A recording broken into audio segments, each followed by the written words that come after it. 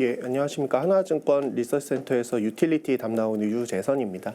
오늘 유틸리티 말씀드릴 주제는 요금 규제 속에서 나타날 수 있는 투자 기회를 좀 포착하자, 이런 뉘앙스를 좀 이해를 해주시면 좋을 것 같습니다. 먼저 서머리 좀 보시면은 차트가 좀 짧게 만든 세 가지 차트가 있습니다. 요 중에서 가장 조금 어떻게 보면 정상적으로 보일 수 있는 재무 상황을 보이는 기업이 어디냐라고 했을 때 당장 쉽게 고를 수 있는 거는 당연히 세 번째라고 보실 수 있을 것 같습니다. 이 어떤 B2C 성격의 요금의 어떤 그런 규제에 갖고 있는 세 가지 기업 중에서 지금 가장 재무적으로 안정적인 상황에 놓여 있고요. 영업 실적도 상당히 안정적이고 그에 따른 배당도 좀 많이 크게 기대해 볼 수 있는 기업이어서 오늘 말씀드릴 내용은 거의 대형 난방공사라는 개별 기업 중심으로 설명을 드릴 것 같아 좀 미리 서두에 설명드리고 구체적으로 좀 말씀드리도록 하겠습니다. 각 개별 유틸리티 상장 공기업들은 배당 성향이 과거부터 어느 정도 가이드라인이 정해져 있었습니다. 2014년에 정부가 발표했었던 정부 출자기간 배당 정책 가이드라인에 의해서 2015년에는 25% 그리고 2020년까지 40%로 매년 3%포인트씩 순차 상향되는 게 기존의 계획이었고요. 그 계획에 따라서 개별 상장된 5개 유틸리티 기업들은 그 최저 성향은 충분히 충족을 해왔었습니다. 그래서 개별적으로 캐펙스 부담이 상대적으로 적었던 한전 KPS나 한전 기술 같은 경우는 배당 성향의 50% 이상까지도 기록을 했었던 바가 있고요. 그 외에 다른 한전 혹은 가스공사, 지역난방공사 같이 B2C 성격의 요금을 갖고 있던 그 세 가지 기업도 최저 성향 한도는 충분히 맞춰왔었다라고 좀 이해를 해주시면 좋을 것 같습니다. 특히 이제 지역난방공사 같은 경우에는 46%까지도 배당 성향을 높였었던 적이 있었고요. 최근 배당은 43% 배당 성향을 나타냈었습니다. 지금 정부가 세수가 많이 부족한 상황입니다. 그리고 개별 공기업들은 정부가 갖고 있는 지분의 양이 상당한 편이고요. 그렇기 때문에 지금 같은 상황에서는 어떻게 보면 배당 여력을 충분하게 세수로 활용할 여지가 있지 않을까 이렇게 좀 판단할 수가 있을 것 같고요. 다만 이제 각 개별마다 이제 기업의 재무 상황을 좀 검토해 볼 필요는 있다고 생각을 합니다. 그래서 이걸 조금 더 뒤에 가서 말씀드리려고 하고요. 이제 요금이 아무래도 좀 상이하게 굴러가긴 하지만 기본의 틀은 동일합니다. 기본적으로 총거래원가, 요금기저, 적정 투자 부술 이런 식으로 나온 어떤 숫자에 의해서 실적이 결정이 되는데 다만 이제 먼저 말씀드린 전기 요금과 같은 경우에는 이미 연료비 연동제라는 제도가 2020년 말부터 시행이 되고 있었지만 제대로 잘 작동을 하지 않았었고 이 그림에서 보시는 연한 회색 높이의 막대기만큼 영업 실적이 굉장히 안 좋은 상황이 될 수밖에 없었다 이렇게 좀 말씀을 드릴 수 있을 것 같습니다. 그래서 세 번째 줄에 보시는 것처럼 인상을 하지 못했던 부분들은 이제 영업 실적이 그대로 고스란히 적자로 반영이 됐고요. 요게 아까 서두에 보셨던 차트처럼 자본으로 마이너스 영향을 흡수가 되면서 재무 구조가 상당히 빠르게 악화가 됐었습니다.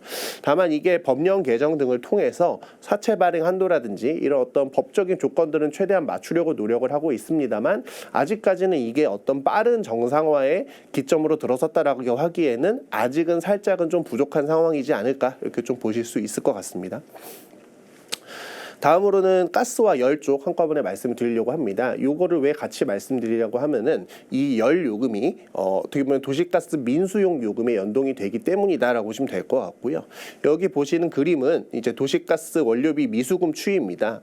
보시는 가장 진한 초록색의 막대기를 보시면 대부분 다 도시가스 민수용 요금인 거 확인하실 수 있을 것 같고요. B2C 성격의 요금이다 보니까 아무래도 이게 물가 상승 좀 직접적으로 받아들일 수 있는 일반 사용자 측에서 좀 부담이 되기 때문에 상당 기간 동안 동결이 많이 됐었습니다. 그래서 그 어떤 동결된 가스 요금 대비 실제 원가는 많이 오르다 보니까 이렇게 미수금이라는 회계 처리를 통해서 부채가 늘어나는 식으로 반영이 됐었을 수밖에 없고요. 첫 번째 줄에서 내용에서 보시다시피 2023년 누적으로 13조 원 가량의 미수금이 발생을 했습니다. 그래서 지금 상당히 좋진 않은 상황이고 요거를 언젠가는 회수를 해야 되고요. 회수할 수 있는 시기는 아무래도 가스 요금, 민수용 요금의 인상폭에 따라서 결정될 수 있겠다. 이렇게 좀 설명을 드릴 수 있을 것 같습니다. 연료금 같은 경우에도 세 번째 줄에 보시다시피 연동제가 시행이 되고 있습니다. 이 도시가스 민수용 요금 홀수월마다 조정이 가능한데요. 이 조정 시기에 맞춰서 연료금도 개별 민감도를 갖고 조정이 되게 돼 있습니다. 다만 이 연동 대상이 도시가스 민수용 요금이다 보니까 오랜 기간 동결되다 보니 연료금도 같이 덩달아서 동결이 됐었고요. 한편 이제 연료금, 이 지역 난방공사의 주요 원가인 주제인 발전용 가스 요금은 매월마다 정산이 잘 됐었습니다. 결국엔 비쌌을 때는 상당히 많이 가격이 올라갔다고 표현을 할 수가 있을 것 같고요. 그렇기 때문에 판가는 고정되어 있는 상태에서 원가가 오르다 보니까 여기도 마찬가지로 한국전력처럼 실적이 굉장히 좋지 않았던 시기가 있었습니다. 과거 히스토리를 조금 길게 말씀을 드리겠습니다. 돈을 정말 잘 벌었던 시기부터 정말 많이 못 벌었던 시기, 그리고 현재 이렇게 좀 플로우를 말씀드리려고 하고요. 2014년 이후로 이제 국제유가가 급락을 한 바가 있었습니다. 셰일 혁명으로 미국에서 셰일 오일이 많이 나오면서 국제유가가 폭락을 했었고, 그 당시에도 지금과 약간 비슷한 상황이었다고 보시면 될 것 같습니다. 당시에도 가스공사의 미수금은 상당한 규모로 누적이 된 상태였고요. 원재료 가격이 하락을 했음에도 불구하고 도시가스 요금은 미수금 회수를 위해서라도 동결된 상황이었습니다. 그러니까 지금까지와 나타났던 환경의 반대 방향으로 판가는 고정이 돼 있는데 원가는 하락을 하다 보니까 영업 실적이 엄청나게 빠르게 개선이 됐습니다. 왼쪽에 표에서 보시는 것처럼 2015년 1분기, 2016년 1분기 같이 상당히 열부분의 실적 개선이 나타났던 걸 보실 수 있을 것 같고요. 다만 이 열부분은 규제 산업입니다. 규제 산업이다 보니까 초과 이익에 해당되는 부분들은 차후에 어떻게 보면은 열 인하 요인으로 작용하는 그런 요소라고 보실 수 있을 것 같고요. 2019년까지 점진적으로 열부분 실적은 감소를 했습니다. 그리고 2020년, 2021년 원가가 급락했던 코로나 시기로 인해서 급락했던 당시에 들어서야 겨우 이 어떤 인하 요인이 다 해소가 됐었다고 보시면 될 것 같고요. 그것들이 이제 다시 돌아서기 시작했던 게 2022년입니다. 그 사이 2020년 7월부터 22년 4월까지 계속적으로 도시가스 연료금 다 동결된 상황이었고요. 한편 LNG 가격은 러시아 우크라이나 전쟁 이후로 급등을 했습니다. 그래서 보시는 그래프처럼 21년 이후로부터는 영업 실적이 상당히 좋지 않았었다라고 좀 봐주실 수 있을 것 같습니다. 최근 이야기를 좀 말씀드리려고 하고요. 2023년 하반기부터는 원자재 가격이 아무래도 낮아진 것들이 점진적으로 반영이 되다 보니까 흑자로 전환될 것이라는 기대감이 상당히 있었습니다. 실제 숫자도 많이 좋아지기 시작을 했었고, 특히 4분기 같은 경우에는 나름의 성수기다 보니까 좀 빠른 턴어라운드가 기대가 됐었던 상황이었습니다. 그래서 이런 어떤 점진적인 정상화가 예상됐던 가운데 두 번째 내용을 보시면 아시겠지만 이 미수금 회계를 적용을 하는 그런 이벤트가 발생을 했습니다. 한국가스공사와 비슷한 상황이라 보시면 될 것 같은데요. 한국전력처럼 어떤 영업 원가의 증가를 영업실적, 손익계산서에 반영하는 게 아니고 자산 상태표의 개성으로 부채로 이제 증가분으로 대응을 하는 식으로 회계 처리가 좀 바뀌었습니다. 그러다 보니까 2023년에 원래는 어떻게 보면은 원료비로 영업 실적으로 반영됐어야 했었던 4,179억 원 가량의 미수금이 매출 원가를 차감하는 식으로 해서 일시적으로 실적으로 꽂히게 됐고요. 그래서 2023년 4분기 때 엄청나게 실적이 좋아졌던 그런 현상이 나타났습니다. 결국은 이 기업은 이제 체질 자체가 바뀌었습니다. 기존처럼 판가가 고정돼 있고 원가가 변동함에 따라서 실적이 왔다 갔다 하는 그런 한국전력과 같은 기업이 아니라 이제는 한국가스공사처럼 연간으로 보장된 적정 투자 보수만큼을 보장받게 되는 안정적인 실적의 기업 구조로 변화했다라고 보시면 될 것 같고요.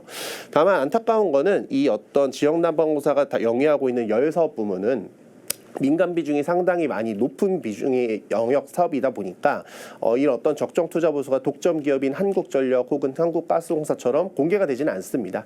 다만 이걸 간접적으로 좀 추정을 해볼 수 있는 게 2023년에 나왔던 연간 실적이 어떻게 보면 규제상으로 보장을 받을 수 있었던 그 수준이 아니었을까 조심스럽게 생각을 하는 거고요. 그렇기 때문에 23년의 이익을 베이스 라인으로 볼 수 있을 것 같습니다.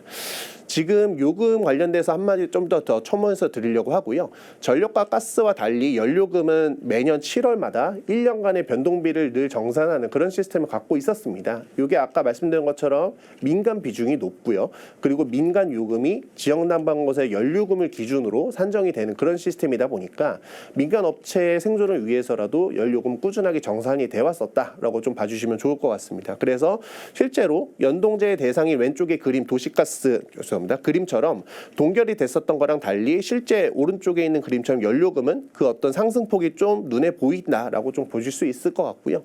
그로 인해서 지금은 어떻게 보면 많이 정상화가 된 상황이다라고 보시면 좋을 것 같습니다.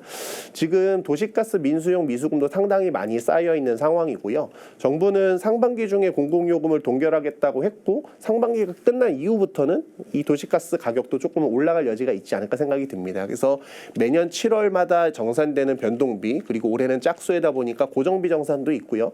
도시가스 민수용 요금의 정산까지 세 가지 요인이 합쳐진다면은 아마도 7월 달에 상당 부분 연료금 정상화가 눈에 띄게 나타날 수도 있겠다라고 생각을 하고 있습니다. 요금이 오른다면은 이제는 추가 캐시플로우가 발생을 하면서 미수금도 조금은 줄을 수 있는 그런 구간에 접어들지 않을까 이렇게 좀 보고 있고요. 그래서 이렇게 실적도 괜찮은 상황이고 현금 흐름도 정상화된 상황에서 배당을 좀 어느 정도 기대해 볼 수 있을 것 같습니다. 과거 지금 상장 공기업, 유틸리티 기업들이 재무 악화로 혹은 결손으로 배당을 못했었는데 이 기업 같은 경우는 실적도 상당히 준수하게 나오고 재무실적 상황도 그렇게 나쁘지는 않습니다. 앞으로 좋아질 것만 있다고 본다면은 이제는 아까 말씀드린 것처럼 정부의 세수 부족과 연결지어서 배당 재개를 조금 기대해 볼 수 있지 않을까 보고 있고요. 정부가 기존에 제시했었던 배당 성향 40% 최저의 기준을 적용을 한다면은 2023년 연간 영업이익 혹은 당기순이익을 베이스라인으로 봤을 때 한 현금 배당은 맥스로 한 800억 정도까지도 기대해 볼 수 있지 않을까 이렇게 생각을 하고 있습니다. 5월 16일 종가 기준으로는 일드가 한 14% 가까이 나오고 있고요. 지금은 요거보다는 약간 주가 상승으로 낮아진 상황이긴 하지만 그래도 여전히 상당히 높은 수준이다라고 좀 보실 수 있을 것 같습니다. 그래서 이런 어떤 규제 환경들 각각 다른 전기, 가스, 열 이런 어떤 규제 방향과 엮여 있는 연료금 같은 경우에 상당히 정상화되어 있다는 게 이번 자료의 투자 포인트라고 보시면 좋을 것 같습니다. 개별 기업 조금만 더 간략하게 말씀드리고 마치도록 하겠습니다. 일단 그 미수금 발생분은 어떻게 보면은 이제 아까 말씀드렸다시피 7월에 연료금 정상화로 인해서 점차 순차적으로 해소가 될 거라고 생각이 들고요. 누적되지 않는다면은 이제 배당의 재개 근간으로 작용할 수 있을 것 같습니다. 그리고 아직은 2024년 숫자가 처음이기 때문에 확신은 못하겠습니다만 그래도 1분기도 상당히 견조하게 나왔던 이 실적 흐름이 준수하게 나온다면 2023년까지는 나올 수준까지는 도달할 수 있지 않을까 생각이 들고요. 요거 기준으로 배당 성향을 고려했을 때 아까 말씀드렸던 10% 이상까지는 수익률을 나올 수도 있겠다. 좀 설명을 드리고 싶습니다. 그래서 지금 멀티플도 상당히 부담스러운 수준은 아닙니다. PER 3배, PBR 0.2배 수준이고요. 이 어떤 높은 배당 수익률 기대를 한다면은 앞으로 좀 어떤 주가의 상승 동력은 충분하게 나오지 않을까 이렇게 생각을 하고 있고요. 그래서 단기적으로 7월 달에 연료금이 어떻게 조정되는지가 가장 중요한 포인트일 거라고 생각을 하고 있습니다. 한 가지 첨언을 드리자면은 이게 공공기관이다 보니까 알리오라는 어떤 공시 사이트의 이 중장기 재무관리 계획이 11월쯤에 공시가 될 텐데 그거를 보면은 조금 더 이 실적이 어느 정도 나오겠구나 좀 가늠을 하실 수 있을 거라고 좀 말씀드리고 싶고요. 한국가스공사 같은 경우에는 미수금이 많이 누적돼 있다 보니까 7월 이후로 요금 추이가 좀 중요합니다. 미수금이 감소를 한다면은 요 기업도 다시 배당을 재개할 수 있지 않을까 이런 기대감이 좀 부여가 될 수 있을 것 같고요. 다만 요 기업은 연말 그 환율이 좀 중요합니다. 별도 단에서 외화 부채가 상당히 많기 때문에 외화 환산 손실이 배당을 조금 깎아먹을 수 있는 요소로 작용할 수 있어서 환율 추이를 좀 보긴 해야겠지만 올해는 영업상의 특이사항이 없을 것 같습니다. 그래서 단기순이익 견조하게 나올 수 있고 예상외로 배당이 견조한 수준 6% 이상까지는 그래도 지금 주가에서 기대해 볼 수 있지 않을까. 그래서 조금 상대적으로는 그래도 좀 선호하는 그런 종목군을 보시면 좋을 것 같고요. 마지막 한전입니다. 아무래도 지난 2024년 1분기 실적에서 마찬가지로 약간 좀 실망스러운 수준의 이익이 나왔고요. 어떤 상시적인 비용 증가 효과가 나오기 때문에 2024년에 턴어라운드 폭이 그렇게까지는 크진 않을 수 있겠다 이런 걱정이 조금은 있습니다. 그래서 지금 어떤 배당의 가능성 자체를 조금은 의심을 할 수밖에 없는 상황이라고 보시면 좋을 것 같고요. 앞으로 원자재 가격이 추가로 하락하거나 혹은 하반기 내에 전기요금 인상이 있다면은 한 번 정도는 그래도 좀 되짚어 볼 수 있는 기회가 되지 않을까 생각이 들고요. 지금 사채 발행 한도가 어느 정도 목전에 차가는 구간이 있긴 합니다. 그래서 지금 전기요금 인상에 대해서 가능성을 좀 높게 볼 시점이라서 하반기 때는 적어도 어떤 요금 정상화에 포인트를 좀 두고 보실 필요가 있지 않을까 이렇게 생각을 하고 있습니다. 이상 준비된 자료는 다 말씀을 드렸습니다. 긴 시간 동안 들으시느라 고생 많으셨습니다. 감사합니다.